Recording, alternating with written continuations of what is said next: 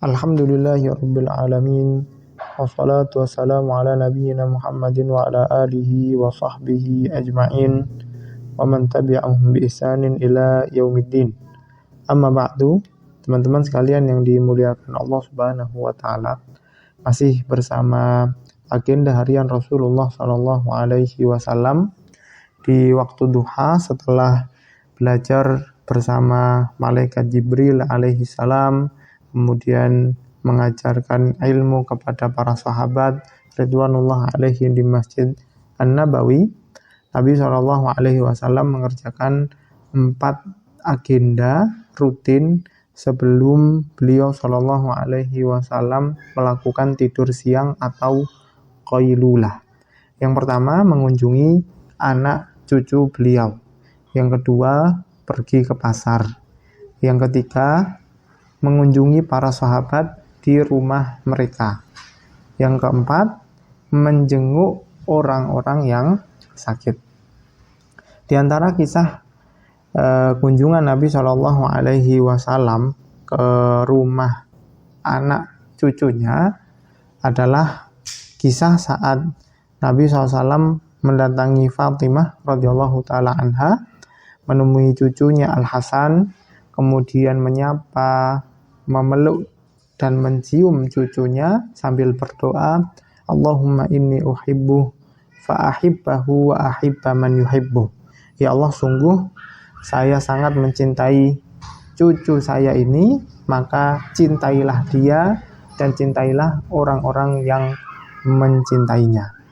Juga kisah Nabi Shallallahu Alaihi Wasallam saat datang ke rumah menantunya Ali bin Abi Thalib radhiyallahu taala anhu dan tidak mendapatinya di rumah. Kemudian bertanya kepada istrinya Fatimah radhiyallahu taala anha, "Di mana suamimu? Aina ibnu ammik?" Kata istrinya, "Sesungguhnya tadi ada sedikit masalah antara diriku dan dirinya sehingga sekarang dia keluar rumah." Begitulah gambaran rumah tangga. Ternyata yang namanya masalah itu hal yang wajar. Bahkan dalam rumah tangga, anak dan menantunya Nabi Shallallahu Alaihi Wasallam orang yang paling mulia di muka bumi ini. Yang kedua yang dilakukan Nabi Shallallahu Alaihi Wasallam sebelum tidur siang adalah pergi ke pasar. Disinilah para sahabat kemudian berinteraksi langsung dengan Nabi Shallallahu Alaihi Wasallam saat mereka bertransaksi di pasar, sehingga banyak di antara para sahabat yang mengabadikan momen-momen akhlak yang ditunjukkan oleh Nabi Shallallahu Alaihi Wasallam saat berinteraksi dengan mereka. Di antaranya saat beliau Shallallahu Alaihi Wasallam jalan dengan para sahabat, mereka sungguh berjalan bersama seseorang yang paling mulia, tetapi mereka sama sekali tidak dibedakan mana yang harus jalan di depan, mana yang harus jalan di belakang, seperti teman pada umumnya, jalan bersama. Yang kedua, di antara akhlak yang dicontohkan oleh Nabi SAW adalah selalu tersenyum. Bahkan sahabat mulia Jarir bin Abdullah radhiyallahu taala anhu menyatakan bahwa tidak pernah saya bertemu Nabi Shallallahu Alaihi Wasallam kecuali pasti beliau tersenyum kepadaku. Akhlak yang ketiga, saat Nabi Shallallahu Alaihi Wasallam berinteraksi dengan para sahabat di pasar adalah beliau tidak pernah menghindari untuk bertemu siapapun. Bahkan beliau selalu menyapa, mendoakan, bahkan menolong siapapun yang membutuhkan bantuannya, baik itu anak kecil, ibu-ibu, atau bahkan orang tua yang beliau temui di tengah jalan.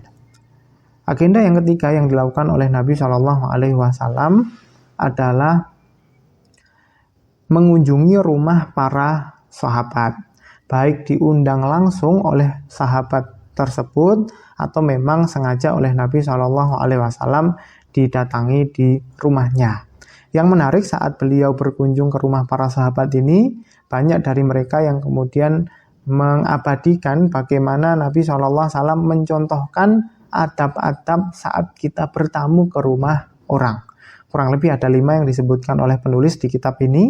Yang pertama, saat mengetuk pintu, Nabi SAW tidak pernah menunggu di depan pintunya langsung. Karena khawatir kalau pintunya terbuka atau penutup rumahnya terbuka, aurat penghuni rumah akan tampak oleh orang yang di depan pintu.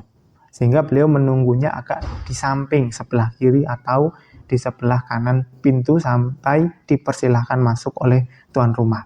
Yang kedua, adab yang dicontohkan oleh Nabi SAW adalah beliau sering melakukan sholat sunat di rumah orang yang beliau kunjungi. Bahkan ada cerita memang Nabi SAW sengaja diundang untuk melaksanakan sholat sunat di rumah mereka. Yang ketiga, adab yang dicontohkan oleh Nabi saat berkunjung adalah beliau sering menyapa anak kecil, bahkan mengajaknya berbicara ngobrol, bahkan mengajaknya bermain dan bercanda bersama di rumah mereka. Yang keempat, adab yang dilakukan oleh Nabi SAW adalah menikmati suguhan, baik itu makanan, minuman, dinikmati semuanya oleh Nabi SAW sehingga membuat tuan rumah yang menyuguhkan pun ikut nyaman didatangi oleh Nabi SAW. Yang kelima, adab yang terakhir yang dicontohkan oleh Nabi SAW saat berkunjung di rumah orang adalah mendoakan tuan rumahnya. Di antaranya cerita saat sahabat mulia Busr bin Abi Busr dikunjungi oleh Nabi SAW di rumahnya. Setelah selesai menikmati hidangan yang diberikan, Nabi kemudian berdoa, Allahumma barik lahum fima razaqtahum, ya Allah berkahilah rezeki yang kau berikan kepada mereka penghuni rumah ini, waghfir lahum warhamhum, dan ampunilah dosa mereka dan berikanlah mereka rahmat kasih sayang. Agenda Nabi SAW yang keempat sebelum beliau tidur siang atau qailulah adalah menjenguk orang sakit. Di antara kisah yang bisa kita lihat adalah kisah Sa'ad bin Ubadah saat itu beliau sakit yang cukup parah sampai saat dikunjungi oleh Nabi SAW. Beliau Sa'ad bin Ubadah radhiyallahu taala anhu ini sampai dalam keadaan pingsan. Setelah sadar, ternyata kaget melihat Nabi SAW yang berada di sampingnya menangis karena saking perhatiannya dengan sahabatnya ini, saking sayangnya melihat penyakit yang dideritanya, tak tega melihatnya sampai kemudian hilang kesadarannya. Kemudian Nabi bersabda, Innallaha la yu'adzibu bidam'il ain wala bihuznil qalbi. Sesungguhnya Allah Subhanahu wa taala tidak akan memberikan azab kepada kita karena menangis atau sedih melihat teman kita yang sakit, walakin yu'adzibu bihadza wa asyara ila lisanihi aw yarham. Tetapi Allah akan memberikan kita azab atau memberikan kita rahmat dengan lisan ini sambil menunjuk lisannya. Artinya yang namanya sedih, menangis saat melihat orang itu kesusahan, ini hal yang wajar, yang normal, bahkan bagian dari perhatian kita kepada saudara kita. Juga kisah yang menarik saat kita lihat Nabi SAW mengunjungi sahabat yang sakit, yaitu Jabir bin Abdullah radhiyallahu taala anhu, yang waktu itu dalam kondisi sakit yang lumayan parah. Saking parahnya sahabat Jabir ini pun bertanya kepada Nabi SAW, ya Rasulullah, kaifa asna'u fi mali, bagaimana yang harus saya lakukan kepada harta peninggalanku, harta warisanku nanti seperti apa? Wa inna ma yarisuni kalalah, karena sesungguhnya keadaanku sekarang ini adalah keadaan kalalah, yaitu tidak punya orang tua dan tidak punya anak keturunan yang hidup. Bagaimana saya membagikan harta warisanku kelak nanti? Kemudian Nabi SAW tidak menjawab pertanyaan itu sampai turunlah ayat Mi'raj di dalam Al-Quran yang sama-sama kita ketahui.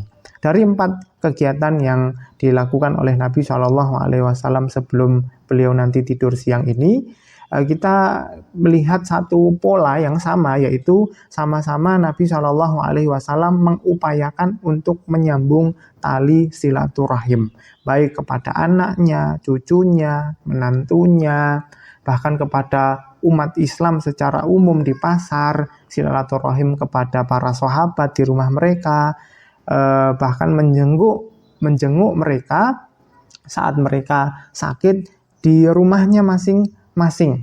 Karena Nabi SAW bersabda tentang silaturahim ini dari sahabat mulia Anas bin Malik radhiyallahu taala anhu, yang diriwayatkan oleh Imam Bukhari dan Muslim dalam kitab sahihnya.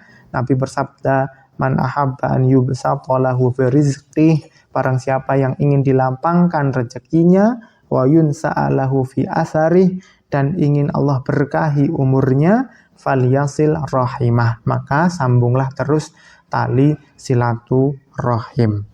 Wallahu ta'ala alam. Wassalamualaikum warahmatullahi wabarakatuh.